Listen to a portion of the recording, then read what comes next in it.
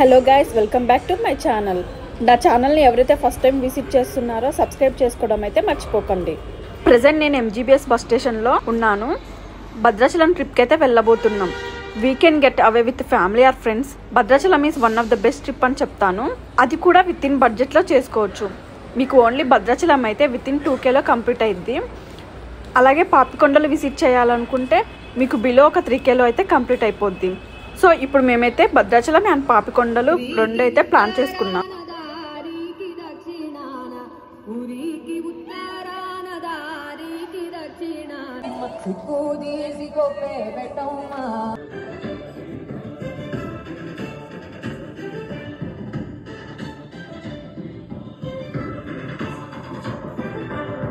So మేము బస్కి వెళ్దామని అయితే అనుకున్నాం.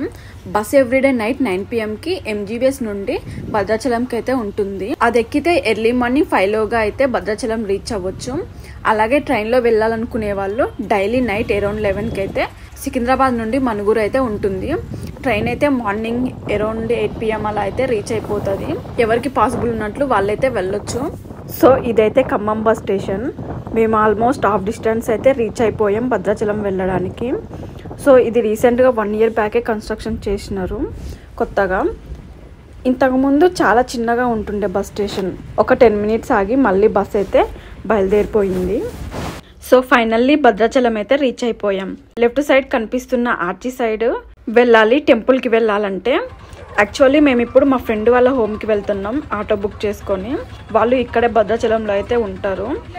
మేము ఇక్కడికి రీచ్ అయ్యేసరికి ఎర్లీ మార్నింగ్ 4:30 అయితే అయింది. సో ఇక్కడ కనిపించేది అయితే ITC కంపెనీ. ఈ కంపెనీ క్వార్టర్స్లోనే మా ఫ్రెండ్ వాళ్ళైతే ఉంటున్నారు. ఈ కంపెనీలో పేపర్ అయితే మ్యానుఫ్యాక్చరింగ్ అయిద్దంట. క్వార్టర్స్లోకి వెళ్ళాలంటే ఎంట్రీ దగ్గర మనం ఎవరింటికైతే వెళ్తున్నామో వాళ్ళు కాల్ చేస్తేనే మనల్ని లోపలికి అలో చేస్తారు. సో ఫ్రెష్ అయ్యి రెడీ అయ్యాం. అలా బయటికి వచ్చి చూడగానే కాలనీ మొత్తం ఎంత పీస్ఫుల్గా బ్యూటిఫుల్గా ఉందంటే చూడ్నికి అన్ని హోమ్స్ ఒకలానే ఉన్నాయి. కొంచెం పాతకాలం ఇల్లులాగా అయితే కనిపించాయి. కానీ లోపల రూమ్స్ కానీ ఫెసిలిటీస్ కానీ చాలా బాగున్నాయి. ఫెస్టివల్స్ టైంలో ఇక్కడికి యాక్టర్స్ వచ్చి ఈవెంట్స్ అయితే కండక్ట్ చేస్తారంట. కంపెనీ తరపున కంపెనీ వాళ్ళే స్పాన్సర్ చేస్తారంట. సో మేము ఇక్కడ టెంపుల్కి వెళ్ళడానికి స్టార్ట్ అయిపోయాం. ఫస్ట్ సీతమ్మ వారి నారాచీర లొకేషన్కి వెళ్ళి అక్కడ నుండి పన్నశాలకి ప్లాన్ చేసుకున్నాం. ఇక్కడ కనిపించేదైతే గోదావరి బ్రిడ్జ్.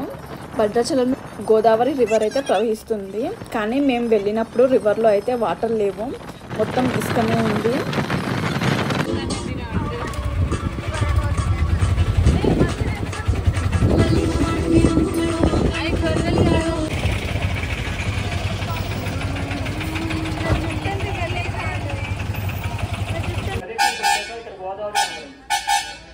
మరి గోదావరి ఎప్పుడైతే చూసారో అదే గోదావరి తీరాన చక్కగా ఒక పనసలు కట్టుకొని అక్కడ మరి అక్కడ కుటీరం కట్టుకొని పనసలు కట్టుకొని అమ్మవారు అక్కడ ఎన్ని రోజులు ఉన్నారు, ఇక్కడ ఎన్ని రోజులు ఉన్నారు.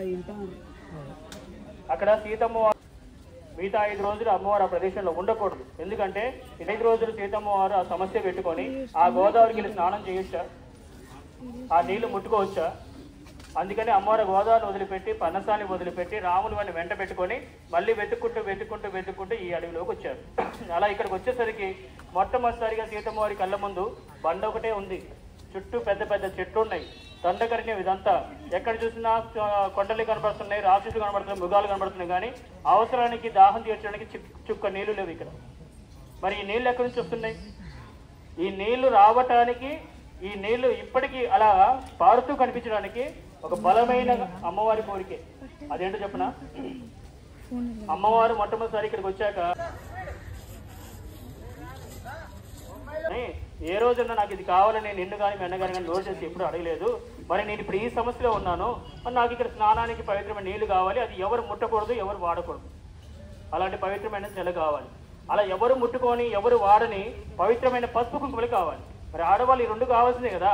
అప్పుడు ఇది అమ్మవారు గ్రహించుకొని లక్ష్మీస్వామిని అడిగిందంట. అప్పుడు లక్ష్మీస్వామి ఏం చేశాడు, ఇదే రాతి మీద నిలబడి ఇటు తూర్పు దిశగా తలెత్తి చూస్తే 9 kilometers దూరంలో దట్టమైన దండకరణ్యంలో ఒక పెద్ద కొండ కనబడింది. ఆ కొండకి మనసులో రాములను కలుసుకొని ఇక్కడ నుంచి బాణం సంధించి కొడితే ఆ బాణం తగిలి ఆ కొండ పగిలిన కొండ రాళ్లలో నుంచి పసుపు కుంకుమ రాళ్లతో బయటపడ్డ నీళ్ళు ఇది. ఏ రోజున చూసారా ఒక రాయి నుంచి పసుపు కుంకుమ రావటం? ఎవరైనా చూపించారా? ఈ కాలం మనుషులకి ఎందుకు చూపించరు అంటే వాళ్ళకి భక్తి మీద ఉన్న నమ్మకం అట్లాంటిది. దేవాలయానికి వెళ్ళినా సరే ఒక దర్శన భాగ్యం అనేది పైపైనే ఉంటుంది. ఇక్కడే అన్నమాట సీతమ్మ వారు నారచీరలు ఆరేసుకున్న ప్లేస్ మనకి గుర్తులు అయితే కనిపిస్తున్నాయి, మీరైతే వీడియోలో చూసేయచ్చు. సీతారాములు అరణ్యవాసం ఉన్నప్పుడు 3 years ఇక్కడే ఉన్నారని మన పురాణాలు అయితే చెప్తున్నాయి.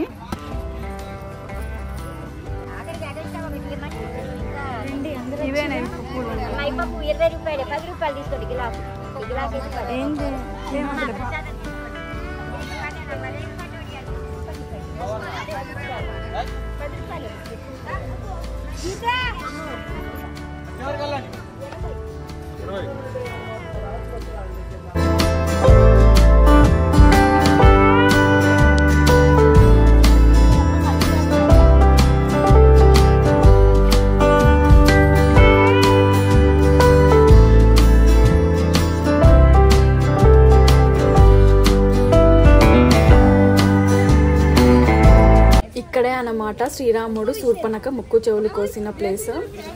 అక్కడ ఉన్న రాళ్ళు తీసుకొని వెనక్కి తిరిగి చూడకుండా వెనకాలకి విసిరివేస్తే మనకి మంచి జరుగుతుందని అక్కడ వాళ్ళు చెప్తే మేము కూడా అలానే ట్రై చేసాం.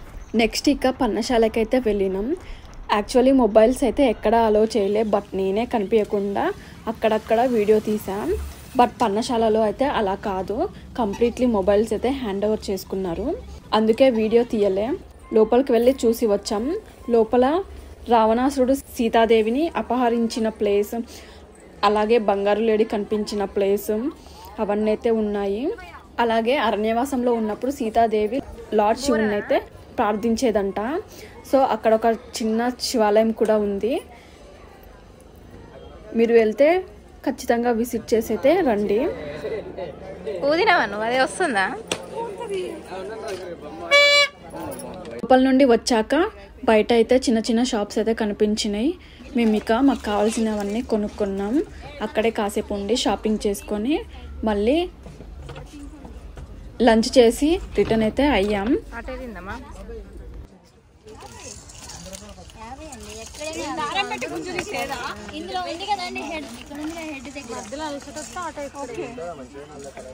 ఒక శాంపుల్ ఏది ఓపెన్ చేయరా? ఓపెన్ చేస్తాం, మీకు ఏ కలర్ కావాలో దాన్ని చూడండి, దాన్నే ఓపెన్ చేస్తాం. రేట్ ఫైనల్ కాలేదా? మాకు 120.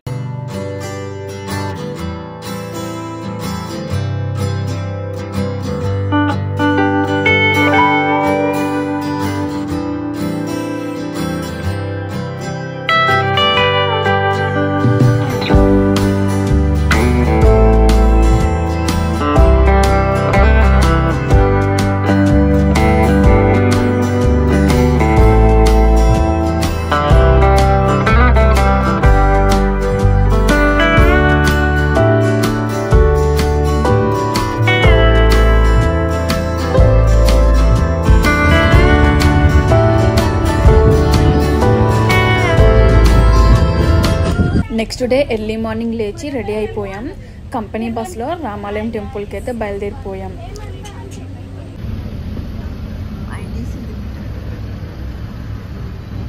సో ఎర్లీ మార్నింగ్ కాబట్టి రోడ్ ఏం కనిపించట్లే, మొత్తం మంచునే కనిపిస్తుంది. ఇక్కడ కనిపిస్తున్న ఆర్చి నుండి టెంపుల్ లోపలికి అయితే ఎంట్రీ అన్నమాట.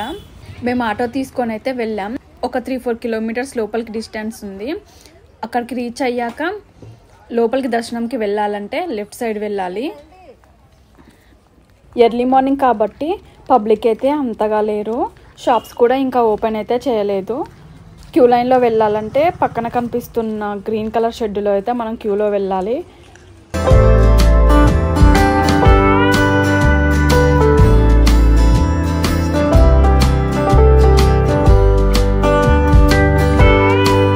మొబైల్స్ ఇక్కడ వరకే అలో అన్నమాట.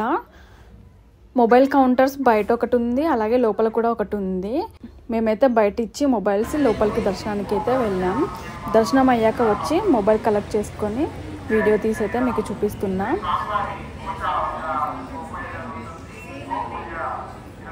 ఇదైతే లోపల ఉన్న మొబైల్ కౌంటర్ అన్నమాట. ఇక్కడ ఈచ్ మొబైల్కి 10 రూపీస్ అయితే కలెక్ట్ చేసుకుంటారు. అలాగే పక్కన స్లిప్పర్స్ ఉంచడానికి ఒక రూమ్ అయితే ఉంది. ఈచ్ పేరుకి అక్కడ కూడా 5 రూపీస్ అయితే తీసుకుంటారు. ఎవరైనా అక్కడ ఉంచి వెళ్ళొచ్చు.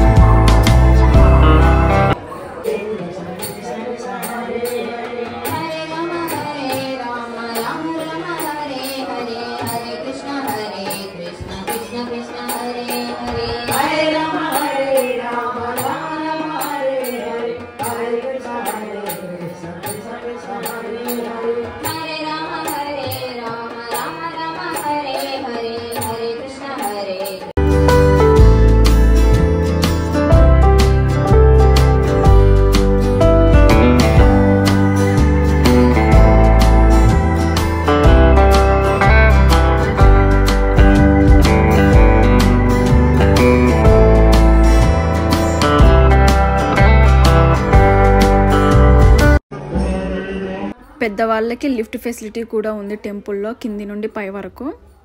దర్శనం అయ్యాక టెంపుల్ నుండి బయటికి వస్తుంటే రైట్ సైడ్ ఒక పెద్ద బండరాయి అయితే ఉంటుంది.